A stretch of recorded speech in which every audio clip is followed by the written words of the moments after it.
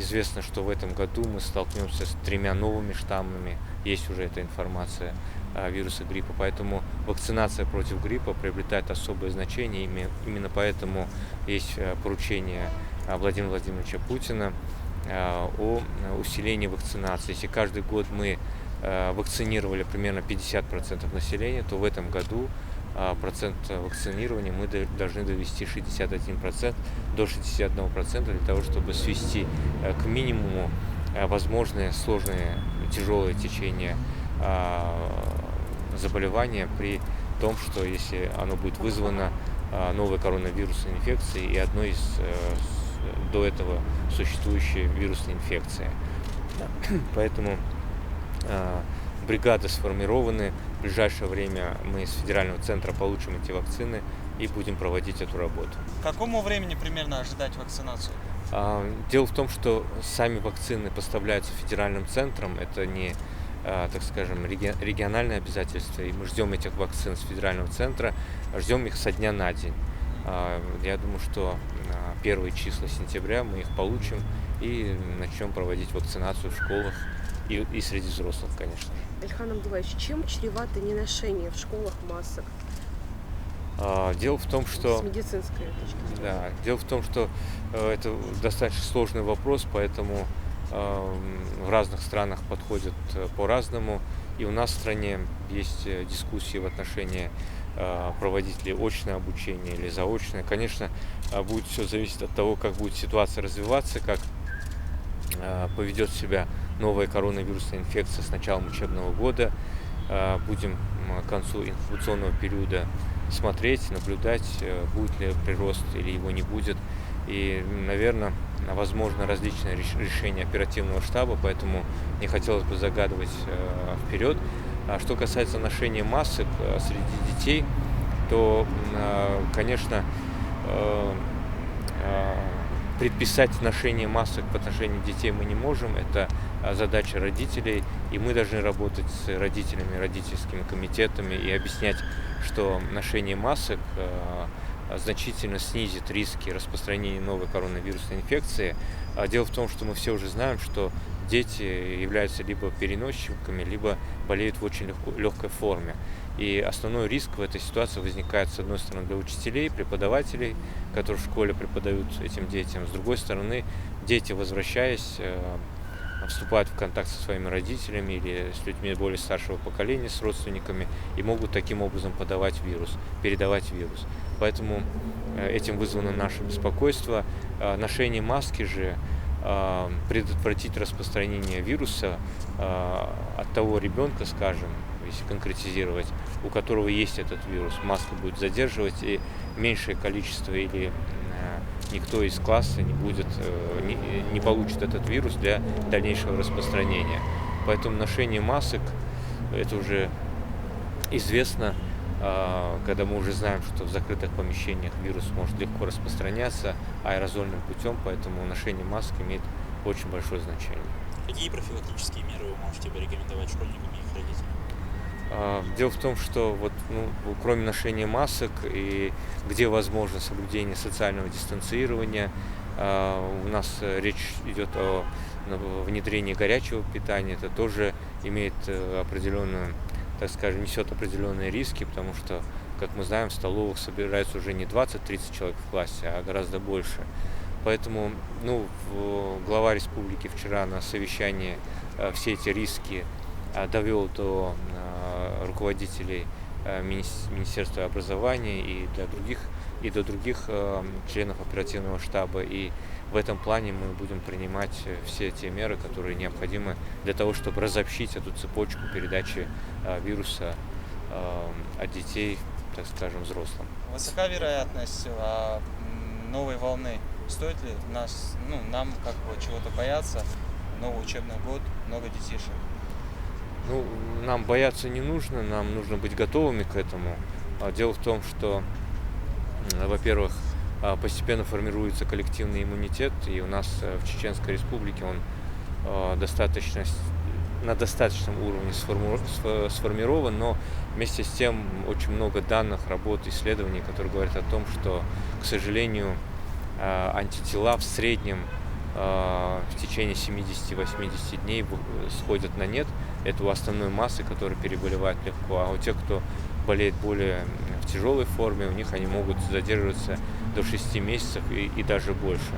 Но я хочу сказать то, что иммунитет временный, поэтому периодически человек, который даже переболел, снова может стать мишенью новой коронавирусной инфекции. Поэтому ношение масок, соблюдение социального дистанцирования и гигиенические нормы должны стать частью культуры нашего общества, о чем вчера говорил глава республики. И мы должны активно всеми методами, способами, средствами, через телевидение, лично, персонально, в школах, везде пропагандировать вот эту модель своего поведения для того, чтобы обезопасить прежде всего своих пожилых родственников, знакомых, пожилых людей, людей, у которых есть сопутствующие заболевания от новой коронавирусной инфекции. Вакцинация будет тотальной или все же будет, не знаю, прививать какой-то отдельный контингент? Мы сегодня говорим о вакцинации против гриппа, и охват увеличивается с 50% до 60%. То есть она не будет тотальной, есть медицинские отводы, есть противопоказания, всех подряд вакцинировать мы не можем, потому как... Но тех, кого можем, обязательно? Дело в том, что вакцинация 60% населения приведет к формированию коллективного иммунитета. То есть по достижению вот этой цифры мы можем уже не беспокоиться о том, что будет массовое распространение и заболеваемость вирусом гриппа. Но она сама будет проводиться в обязательном порядке или все-таки по добровольному? Она, в принципе, вакцинация против гриппа, она добровольная. Возвращаясь к вчерашнему совещанию главы новых объектов здравоохранения,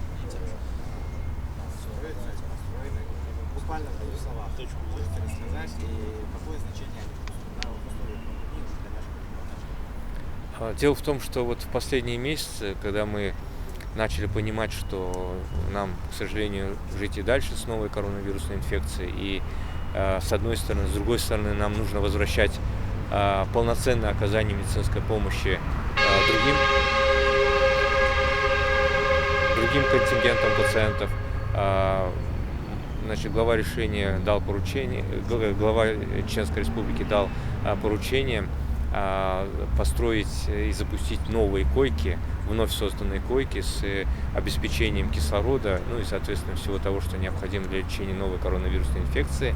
И в связи с этим, в соответствии с этим поручением, мы организовали более 1000 новых коек, которые, вот я вчера запустил последние кислородные станции, которые обеспечивают кислородом эти учреждения.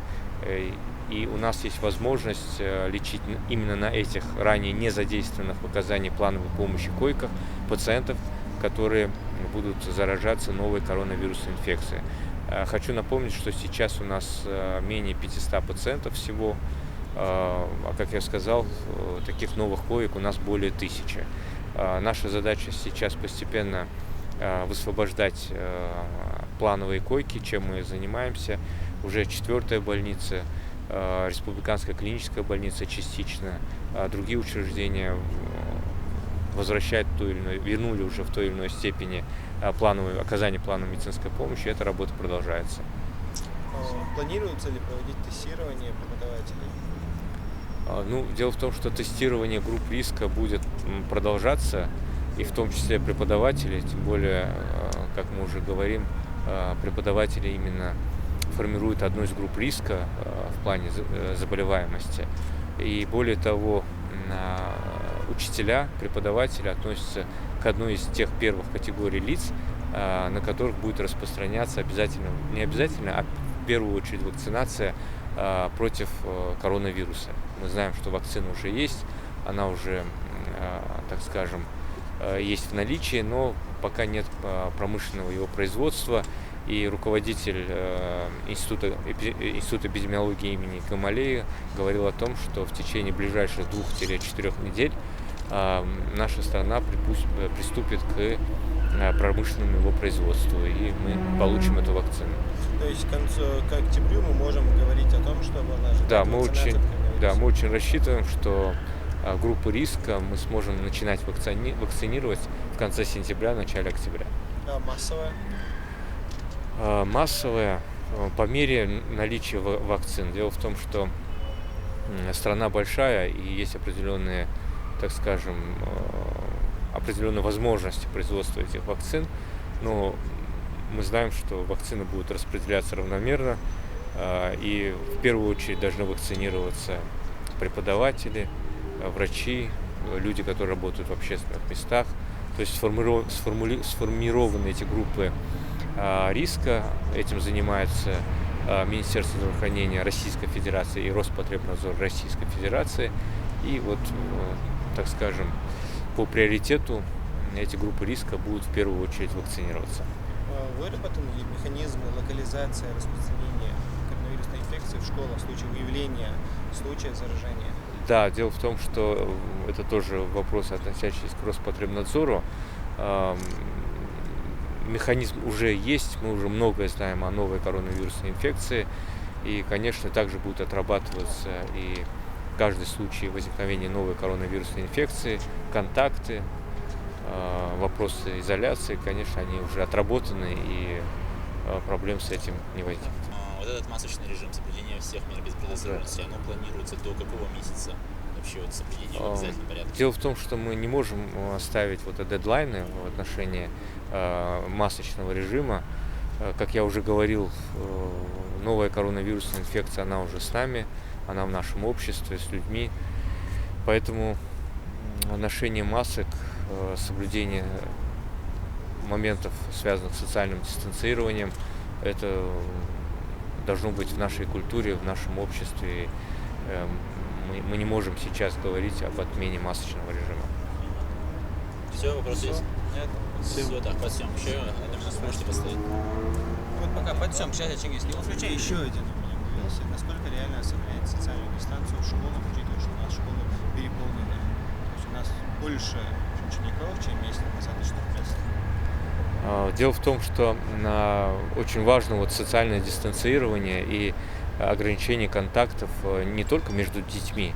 Вот ребенок возвращается из школы домой, вот на этом этапе, то есть чтобы соблюдали те позиции, которые позволят не передать ребенку этот вирус родителям или пожилым лицам.